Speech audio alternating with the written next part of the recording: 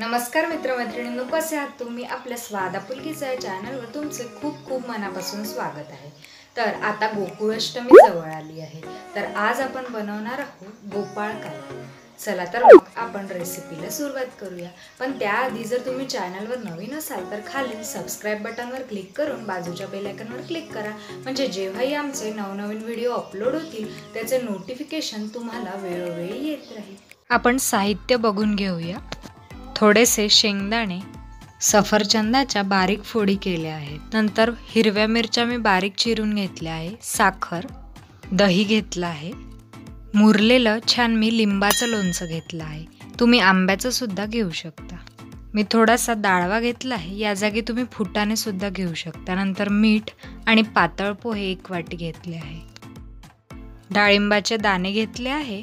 काकडी बारीक चिरून घेतलेली आहे आणि मी लाह्या घेऊन घेतलेल्या आहे। चाळणी घेऊन घेतली आहे आणि त्यामध्ये मी घालून घेते पातळ पोहे।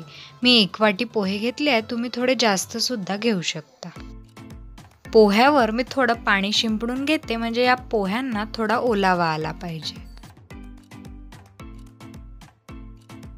मी एक भांड घेऊन घेतला आहे आणि यामध्ये सर्वप्रथम घालून घेते लाह्या, त्यानंतर घालते पोहे, यानंतर घालून घेते शेंगदाणे। हे तुम्ही आवडीनुसार कमी जास्त करू शकता।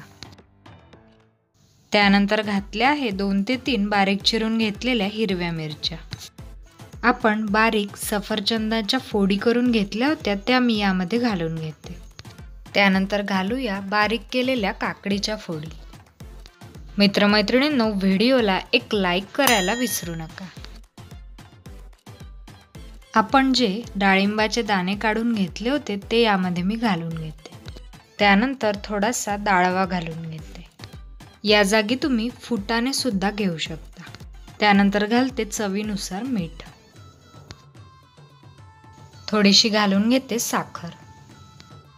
आता हे सर्व आपण व्यवस्थित मिक्स करून घेऊया।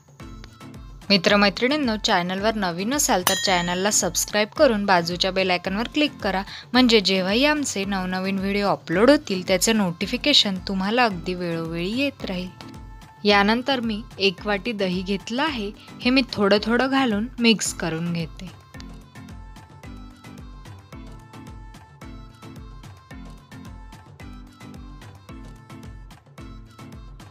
यामध्ये मी उरलेलं दही घालून घेतलं आहे। आता आपण हे व्यवस्थित मिक्स करून घेऊया।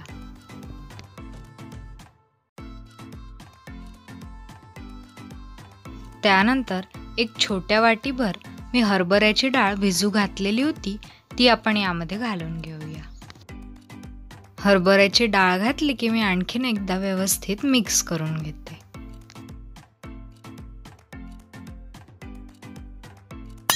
त्यानंतर मस्त मुरलेलं मी लिंबाचं लोणचं घेतलं आहे आणि ते यामध्ये मी घालून घेते। तुम्ही या जागी आंब्याचं लोणचं सुद्धा घालू शकता। हे लिंबाचं लोणचं आपण या काल्यामध्ये व्यवस्थित मिक्स करून घेऊया, यामुळे गोपाळ काल्याला खूप छान चव येते।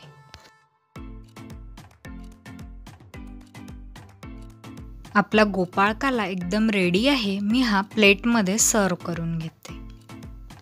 मित्रमैत्रिणींनो, या पद्धतीने तुम्ही सुद्धा येणाऱ्या गोकुळाष्टमीला गोपाळ काला करून बघा आणि कसा झाला ते मला खाली कमेंटमध्ये कळवायला अजिबात विसरू नका। आजची ही गोपाळ काल्याची रेसिपी तुम्ही तुमच्या मित्रांसोबत, नातेवाईकांसोबत शेअर करायला अजिबात विसरू नका। चला तर मग भेटूया एका नवीन रेसिपीसह लवकरात लवकर। तोपर्यंत काळजी घ्या स्वतःची आणि आपल्या कुटुंबाची।